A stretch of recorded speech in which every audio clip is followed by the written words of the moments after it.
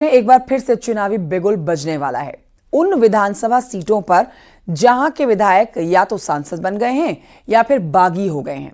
ऐसे में उत्तर प्रदेश की 17 सीटों पर उपचुनाव की पूरी संभावना है, जिसमें एक तरफ सीएम योगी होंगे तो दूसरी तरफ दो लड़कों की जोड़ी जो यूपी के चुनावी मैदान में दम दिखाने के लिए फिर से उतरने वाले हैं। देखिए रिपोर्ट।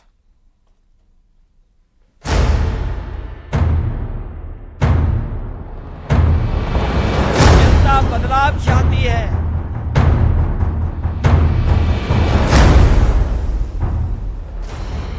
उत्तर प्रदेश में एक बार फिर चुनावी बिसात बीत चुकी है। उत्तर प्रदेश में एक बार फिर सीएम योगी और अखिलेश यादव में टक्कर होने वाली है, क्योंकि बागी विधायकों के खिलाफ अखिलेश के एक्शन से अब 17 विधानसभा सीटों पर सियासी टेंशन बढ़ चुकी है।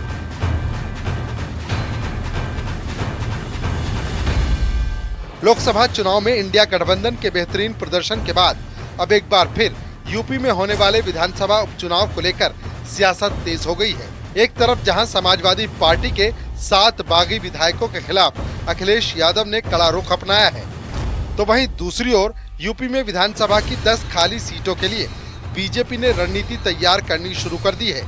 यानी यूपी में होने वाली ये सियासी लड़ाई कुल 17 विधानसभा सीटों पर होने वाली है।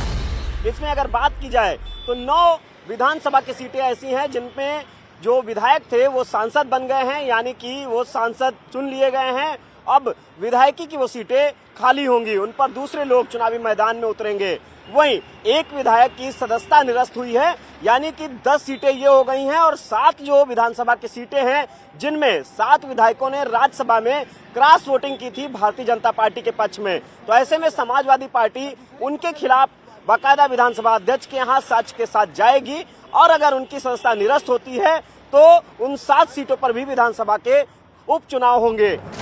हाल ही में लोकसभा चुनाव के जो नतीजे सामने आए हैं, उसके बाद प्रदेश की कई सीटों पर समीकरण बदले हुए नजर आ रहे हैं। समाजवादी पार्टी और कांग्रेस का गठबंधन पहले के मुकाबले कई सीटों पर मजबूत हुआ है।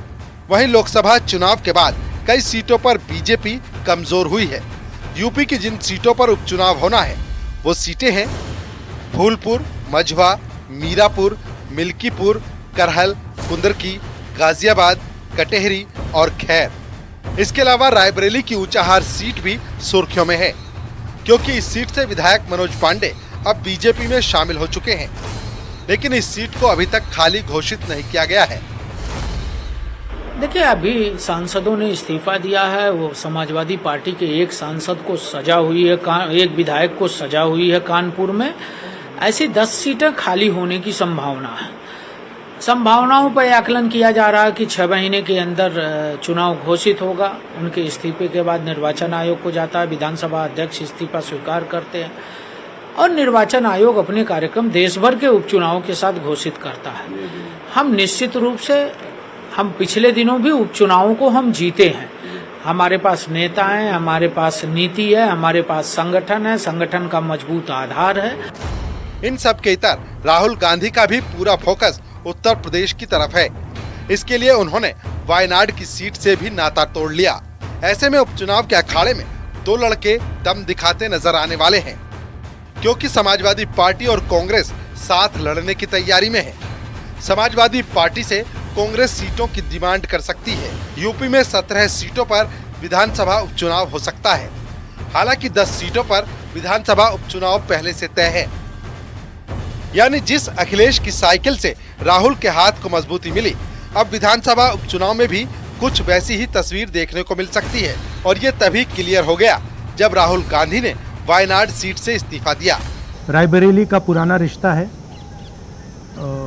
काफी खुशी हो रही है कि मैं उनको फिर से रिप्रेजेंट करूंगा। राहुल गांधी ने आप सबको, पूरे देश को, पूरी पार्टी को एक वादा किया था कि जो भी डिसीजन होगा, जो निर्णय होगा, वो सबको पसंद आएगा और वाकई वो वादा उन्होंने पूरा किया। हम सबको पसंद आया। पूरे देश में एक खुशी की एक लहर है कि बहुत अच्छा डिसीजन लिया। रायबरेली को भी 2 सांसदों का लाभ मिलेगा और वायनाड को भी 2 सांसदों का लाभ मिलेगा। मुझे लगता है इससे अच्छा कोई सॉल्यूशन नहीं हो सकता था। बहुत अच्छा। हालांकि यूपी में विधानसभा उपचुनाव में कांग्रेस सपा का गठबंधन महाराष्ट्र और हरियाणा चुनाव पर निर्भर करेगा। अगर कांग्रेस इन 2 राज्यों में सपा को सीट देने के लिए तैयार होती है, तभी सपा यूपी विधानसभा उपचुनाव में कांग्रेस के किसी दावे पर विचार करेगी।